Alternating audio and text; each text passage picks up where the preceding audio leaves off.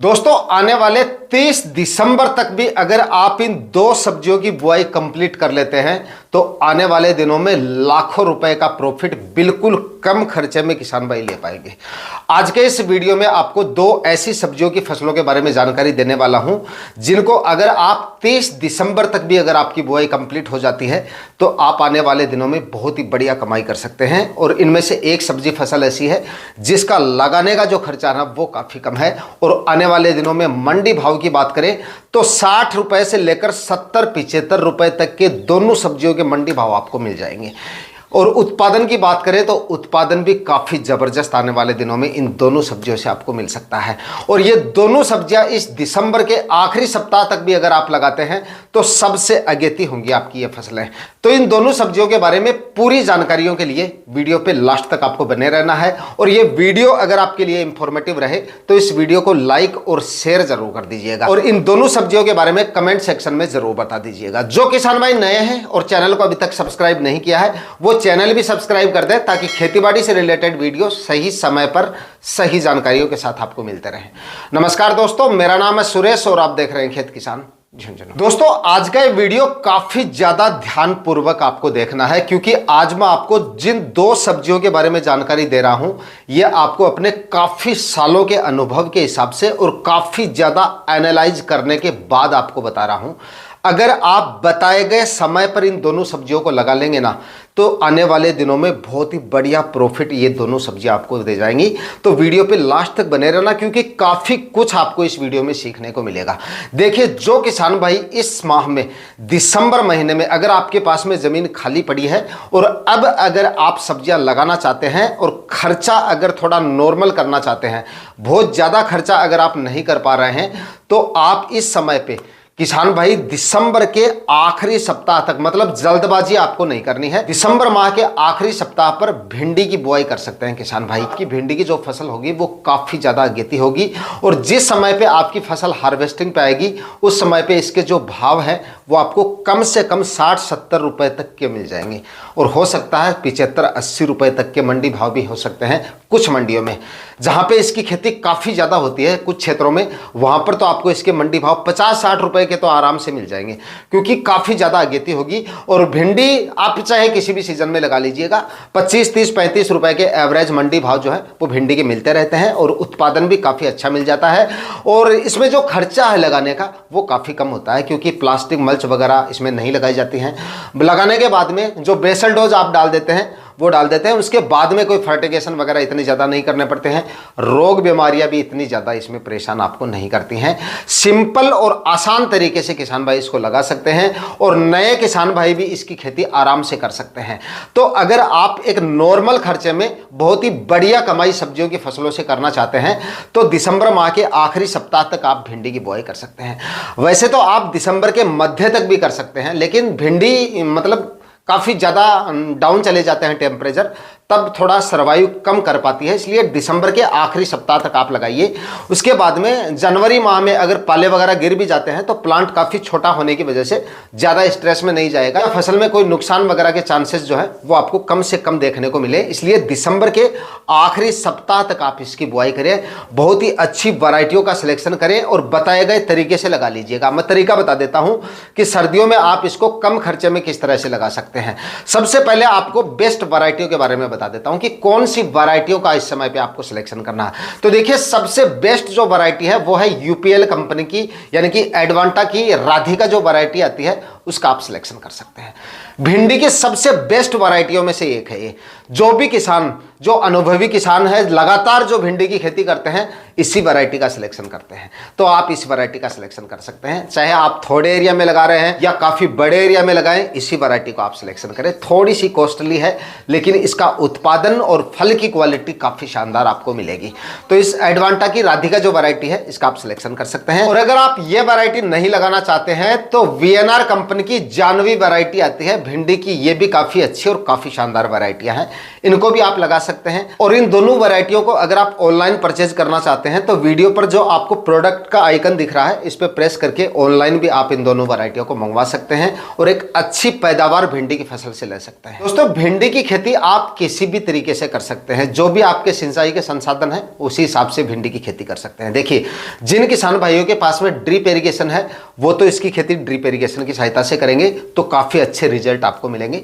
3-3 feet की दूरी पर बेड बना लीजिए और ड्रिप इरिगेशन की सहायता से इसकी खेती कर लीजिएगा। सबसे अच्छा उत्पादन तो देखिए इसी विधि से मिलेगा, क्योंकि इसमें जड़ों की साइज अच्छी हो जाती है, प्लांट काफी हेल्दी और सुरक्षित रहता है और ग्रोथ भी काफी शानदार रहती है, फल फूल भी आपको ज्यादा देखने को मिलते हैं। क्योंकि बेड बना के अगर आप इसकी खेती करते हैं तो जड़ से संबंधित बीमारियां कम देखने को मिलती हैं और जड़ों का फैलाव भी काफी अच्छा खासा देखा जाता है। तो इस विधि से आप कर सकते हैं। और दोस्तों, जो किसान भाई सिंपल विधि से खेती करना चाहें, मतलब जिनके पास ड्रिप इरिगेशन नहीं है, वो इसकी खेती कैसे करें? तो देखिए, फव्वारा इरिगेशन से अगर आप करना चाहते हैं तो पहले पलेवा कर लीजिएगा। पलेवा करने के बाद में 2-3 बार कल्टीवेशन करके और जो खाद उर्वरक आपको डालने हैं वो खाद उर्वरक डाल लीजिएगा। खाद उर्वरकों में गोबर की खाद तो आपको देखिए डालनी है 2-3 ट्राली, अगर आपके पास है तो कम से कम 2 ट्राली तो आपको डालनी चाहिए 1 एकड़ में। और कच्चा गोबर नहीं डालना है, क्योंकि भिंडी में भी क्या होता है, सबसे ज़्यादा जो बीमारियाँ आती है वो जड़ से संबंधित बीमारियाँ आती है मटर की तरह।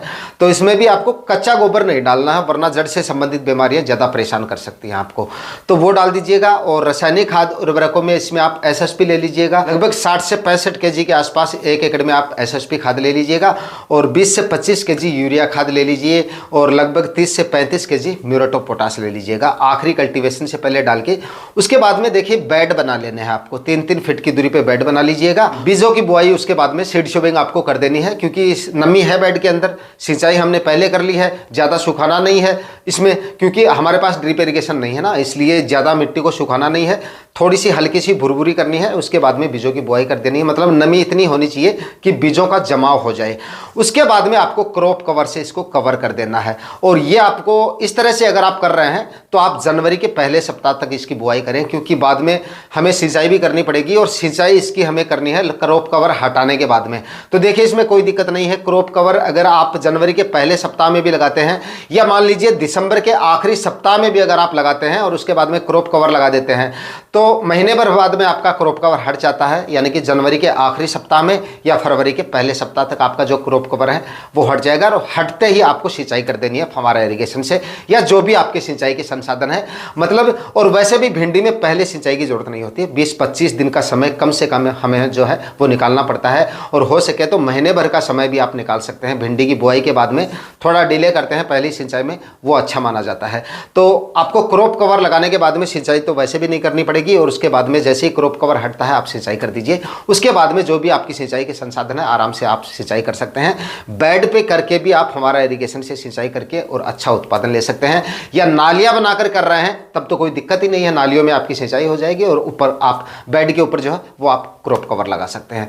यानी कि किसी भी तरीके से आप भिंडी को लगा सकते हैं, कोई दिक्कत नहीं। प्लास्टिक मल्च वगैरह का आपका खर्चा नहीं होगा, कम खर्चे में एक शानदार कमाई आने वाले दिनों में आप कर सकते हैं। लेकिन फिर रिपीट कर रहा हूं, जल्दबाजी आपको इसके लिए नहीं करनी है, दिसंबर के आखिरी सप्ताह तक आपको इसकी बुआई करनी है। इसके बाद में दोस्तों बात करें अगर अगली फसल की, तो इस समय पे यानी कि इस पूरे दिसंबर माह में आप करेले की खेती का चुनाव कर सकते हो, और आने वाले दिनों में करेले से भी किसान भाई काफ़ी अच्छी कमाई कर लेंगे, क्योंकि इसके जो मंडी भाव है ना वो आपको काफ़ी ज़्यादा मिलते हैं।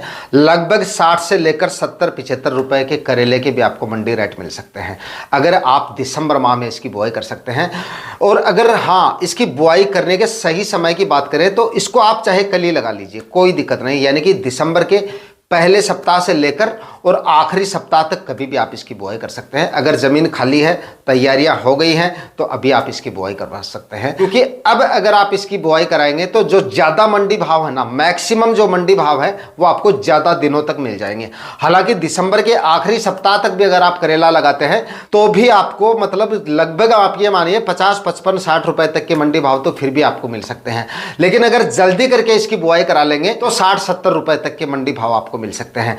तो अगर आपके पास पास जमीन खाली है तो आप जल्दी इसकी बुआई करवा लीजिए, और अगर जमीन खाली नहीं है या फिर तैयारियां नहीं हुई है तो आप दिसंबर के आखिरी सप्ताह तक भी आप इसकी बुआई करवा सकते हैं और अच्छा उत्पादन इससे ले सकते हैं। खर्चा इसमें भी आपका मतलब कम तो नहीं कहूंगा, लेकिन नॉर्मल खर्चे में आप इसको कर सकते हो, क्योंकि मचान वगैरह इस समय पे आपको लगाने की जरूरत नहीं है। इसके लिए मतलब मंडप वगैरह तैयार करने की जरूरत नहीं पड़ेगी, जमीन पे ही फ्लैट सरफेस पे ही आप इसकी खेती कर सकते हैं। प्लास्टिक मल्च इसके लिए आपको जरूर लगानी पड़ेगी। बुआई से पहले देखिए अच्छी वैरायटियों का सिलेक्शन करना भी काफी ज्यादा जरूरी है।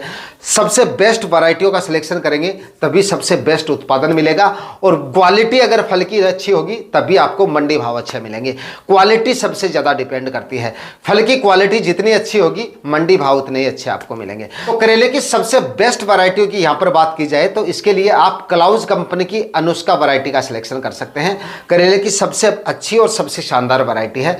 उसके बाद में एक वीएनआर कंपनी की आकाश वैरायटी आती है, इसका भी आप सिलेक्शन कर सकते हैं, यह भी करेले की काफी शानदार वैरायटी है। इसके बाद में एक ईस्ट वेस्ट कंपनी की प्राची वैरायटी आती है, उसका भी आप सिलेक्शन कर सकते हैं, यह भी करेले की काफी शानदार वैरायटी है। इसके बाद में सिजेंटा कंपनी की अस्मिता और सेमिनस कंपनी की अभिषेक, यह भी करेले की काफी शानदार वैरायटियां हैं। आप इन वैरायटियों का सिलेक्शन भी कर सकते हो। जो दो वैरायटियां शुरू में मैंने आपको बताई है उनको तो आप ऑनलाइन भी परचेज कर सकते हो, फ्लिपकार्ट पे आपको मिल जाएंगी। बाकी की वैरायटी अगर आप लगाना चाहते हैं तो आपके अपने नजदीकी सीड स्टोर से इनको परचेज करके इन वैरायटियों का सिलेक्शन करके आप करेले की खेती कर सकते हो। बुआई से पहले लगभग 4 से 5 ट्राली सड़ी हुई गोबर की खाद इसमें आपको डालनी पड़ेगी। एसएसपी खाद की बात करें तो इसके लिए आप लगभग 70 से 80 केजी 1 एकड़ में एसएसपी खाद डाल दीजिएगा, 25 केजी यूरिया खाद और लगभग 35 केजी इसमें म्यूरेट ऑफ पोटाश आपको डालना है। और अगर अच्छा रिजल्ट सर्दियों में लेना है आपको तो इसके लिए आप सल्फर का इस्तेमाल जरूर कर लीजिएगा, कम से कम, ज़्यादा भी नहीं तो कम से कम आप 3 केजी, इससे ज़्यादा डालने की जरूरत नहीं है, जो 90% में आता है। 3 केजी पर एकड़ के हिसाब से सल्फर ऐड कर दीजिएगा ताकि पाले वगैरह का प्रकोप भी ना हो और स्ट्रेस की वजह से फसल की ग्रोथ में कोई प्रभाव ना पड़े, उत्पादन भी काफ़ी शानदार मिले, इसके लिए ये डाल दीजिएगा। आखिरी कल्टीवेशन से पहले डाल के 6-6 फीट की दूरी पर बेड बना लीजिएगा। 1-1 फीट की दूरी पर आप सीड शोविंग करके प्लास्टिक मल्च लगाना काफ़ी ज़्यादा ज़रूरी है। 25 माइक्रोन की प्लास्टिक मल्च लगा के आप इसकी खेती करेंगे तो बेहतर रिजल्ट आपको इसके मिलेंगे। क्रॉप कवर भी इसमें आपको लगाना पड़ेगा, यानी कि लोटनल विधि से इसके लिए आपको इसकी खेती करनी है। लोटनल आप जब भी इसकी खेती करें, जिस दिन आप बीज लगा रहे हैं उसी दिन लोटनल से इसको कवर कर दें और सिंचाई कर दें। काफ़ी किसान भाई देखिए एक कमेंट और करते हैं कि बुआई से पहले सिंचाई करनी है या सिंचाई करने के बाद हमें सीड शोविंग करनी है। तो देखिए इसके लिए क्या करना है, सबसे पहले आपको बेड तैयार करने हैं, और जब बेड तैयार कर रहे हो उस समय पे करेले के लिए बता रहा हूं, तो इसके लिए आप जब बेड तैयार कर रहे हैं तो नमी ज़्यादा नहीं होनी चाहिए, एकदम भुरभुरी मिट्टी होनी चाहिए। जो पहली फसल में आपको बताई थी उसमें हमारे पास ड्रिप इरिगेशन नहीं है, इसलिए पहले सिंचाई आपको बताई है, लेकिन अगर हमारे पास ड्रिप इरिगेशन है तो जहाँ तक हो सके वहाँ पर मतलब नमी बिल्कुल नहीं होनी चाहिए जिस समय पे आप बेड बना रहे हो। बाकी सब्जियों के लिए, बेल वाली सब्जियों के लिए, इससे क्या होता है जब नमी ज़्यादा होती है तो ऐसे में अगर हम बेड बनाते हैं तो नमी ज़्यादा होने की वजह से बेड की क्वालिटी अच्छी नहीं बन पाती है। तो नमी, एक्स्ट्रा जो नमी है वो निकाल दीजिएगा और भुरभुरी मिट्टी करके और बेड बनाने हैं। बेड बनाने के बाद में प्लास्टिक मल्च लगाइए, उसके बाद में बीजों की बुआई कीजिए, फिर ड्रिप इरिगेशन की सहायता से आप सिंचाई कीजिए, शानदार रिजल्ट मिलेगा और जर्मिनेशन रेट भी आपको काफ़ी अच्छी मिलेगी, प्लांट भी काफ़ी हेल्दी और स्वस्थ रहेंगे। क्रॉप कवर से कवर कर दीजिएगा और फरवरी के पहले सप्ताह में या टेम्परेचर कम हो जाए तो 26 जनवरी के बाद भी आप क्रॉप कवर हटा सकते हैं और उसके बाद में तुरंत सिंचाई कर सकते हैं हल्की हल्की। और उसके बाद में थोड़े ही दिनों में, मतलब फरवरी माह में ही आपको जो है इससे उत्पादन मिलना शुरू हो जाएगा। काफ़ी शानदार उत्पादन मिलेगा, काफ़ी अच्छे मंडी भाव मिलेंगे इन दोनों सब्जियों से, और इस समय पे इन दोनों सब्जियों की खेती करके काफ़ी शानदार कमाई आप आने वाले दिनों में कर पाएंगे। देखिए काफ़ी किसान भाई कमेंट करके पूछते हैं कि इन दोनों सब्जियों में से हमें कौन सी फसल लगानी है। देखिए मैं बार बार आपको अपने वीडियोज़ के माध्यम से बताता रहता हूँ, कभी भी आपको एक ही फसल के भरोसे नहीं रहना चाहिए, 3-4 फसलों का आपको चयन करना चाहिए, ताकि कोई फसल अगर डूब भी जाती है मंडी भाव के मामले में या फिर उत्पादन के मामले में तो बाकी की फसलों से हमें अच्छा उत्पादन या अच्छे मंडी भाव या अच्छा प्रॉफिट निकल सकता है हमारा, मतलब घाटे जैसे चांसेस ना के बराबर रहते हैं बाद में। तो ज़्यादा से ज़्यादा सब्जियों का चयन करें। अगर आप 1 एकड़ में सब्जियां लगा रहे हैं तो 2-3 सब्जियों का चयन करें। अगर 2 एकड़ में 3 एकड़ में लगा रहे हैं तो भी 2 से 3 या 3 से 4 सब्जियों का चयन करेंगे तो ज़्यादा अच्छा रहेगा। तो मेरा ये मानना है कि दोनों सब्जियों को आप लगाएं, या हो सके तो एक आध सब्जी और लगा लीजिएगा, ज़्यादा प्रॉफिट अगर आपको लेना है। इस वीडियो में बताई गई इन दोनों सब्जियों का चयन अगर आप इस दिसंबर महीने में करते हैं तो लगभग 3 से 4 लाख रुपए तक का नेट प्रॉफिट ये दोनों सब्जियां आने वाले दिनों में आपको देके जा सकती हैं, अच्छे तरीके से और अच्छी वैरायटियों का सिलेक्शन करके अगर आप इनकी खेती करते हैं। आज के वीडियो में दोस्तों इतना ही। वीडियो अगर आपके लिए इंफॉर्मेटिव रहा तो इस वीडियो को लाइक शेयर करके और चैनल को सब्सक्राइब जरूर कर दीजिएगा। मैं मिलता हूं आपसे किसी और वीडियो में नए टॉपिक के साथ। तब तक के लिए जय हिंद, वंदे मातरम।